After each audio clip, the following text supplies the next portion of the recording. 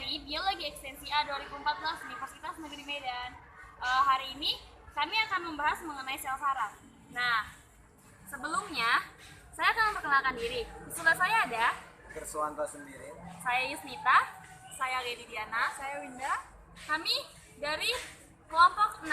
Hari ini kami akan membahas mengenai cara pembuatan media, cara penggunaan media, dan penjelasan materi mengenai media. Nah, saya sekarang akan menjelaskan mengenai penggunaan media di RTT. Media ini dapat digunakan di seluruh kegiatan pembelajaran. Namun dengan catatan, tidak menggunakan satu media dalam seluruh kegiatan pembelajaran dalam satu pertemuan. Nah, misalnya, ketika digunakan di kegiatan awal dan kegiatan inti, maka media tidak perlu digunakan di kegiatan akhir. Karena hasilnya akan sama saja, dan siswa malah lebih terlihat untuk menuliskan apa yang sudah dijelaskan tanpa harus berpikir.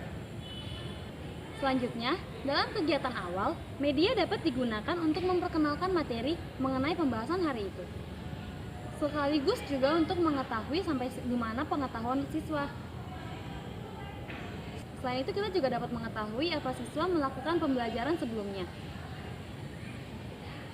Nah, di kegiatan inti, guru dapat memperkenalkan seluruh bagian-bagiannya dan juga fungsi-fungsinya melalui media ini. Media ini sudah dibuat sesuai dengan literatur yang ada.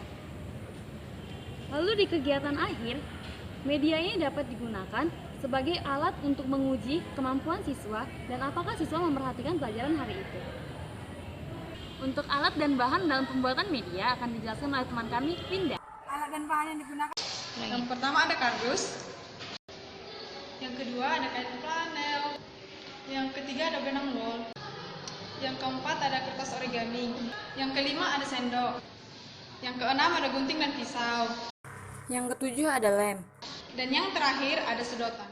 Cara pembuatan medianya adalah Jadi cara kerjanya yang pertama, tutupi kardus dengan kain flanel sehingga dia tertutup semua. Lalu pipet yang telah disediakan dibagi dua hingga menjadi dua bagian.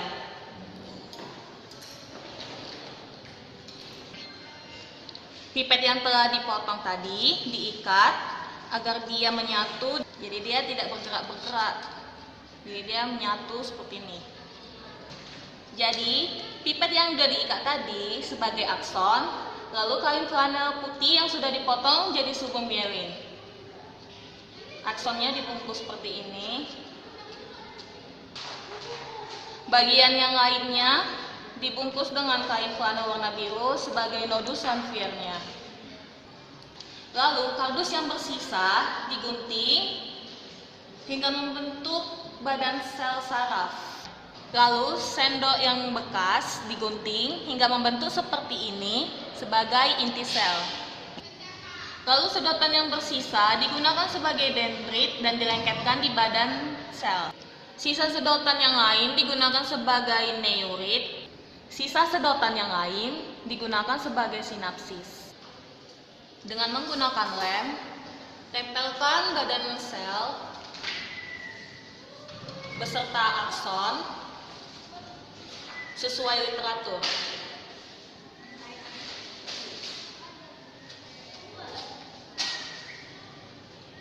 Lalu ini sebagai sinapsisnya.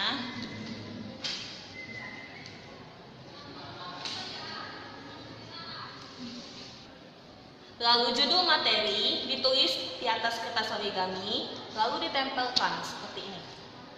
Lalu begini hasil akhirnya. Baiklah, sekarang saya akan menjelaskan mengenai materi media.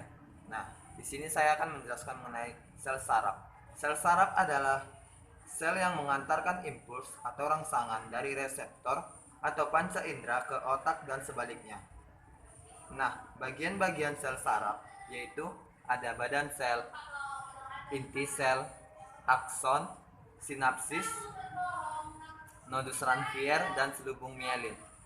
Nah, yang pertama saya membahas mengenai dendrit. Dendrit adalah percabangan dari badan sel saraf yang berupa tonjolan sitoplasma. Nah, fungsinya untuk menerima dan mengantarkan rangsangan ke badan sel. Selanjutnya badan sel.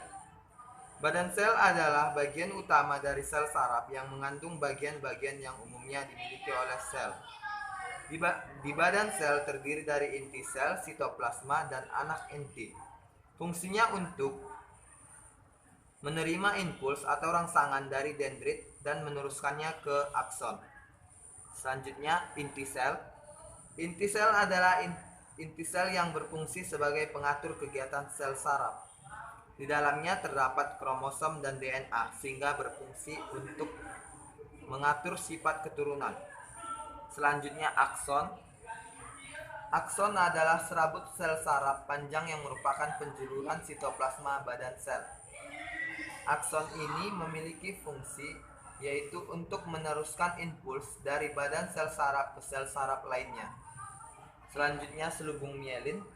Selubung mielin adalah selaput pembungkus akson. Selubung mielin memiliki fungsi untuk melindungi akson dari kerusakan dan mencegah impuls bocor. Selanjutnya ada nodus Ranvier. Nodus Ranvier adalah bagian pada akson yang tidak terbungkus selubung mielin. Selubung mielin ini berfungsi sebagai pelindung akson dan membungkusnya.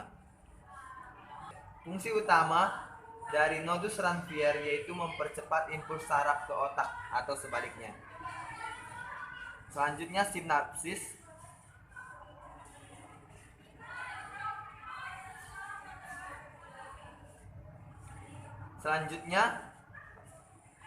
Selanjutnya sinapsis. Sinapsis ini untuk mengirimkan impuls dari akson ke dendrit. Selanjutnya ada sinapsis, yaitu fungsinya untuk mengirimkan impuls dari akson ke dendrit di sel saraf lainnya. Sekian dari penjelasan saya, terima kasih.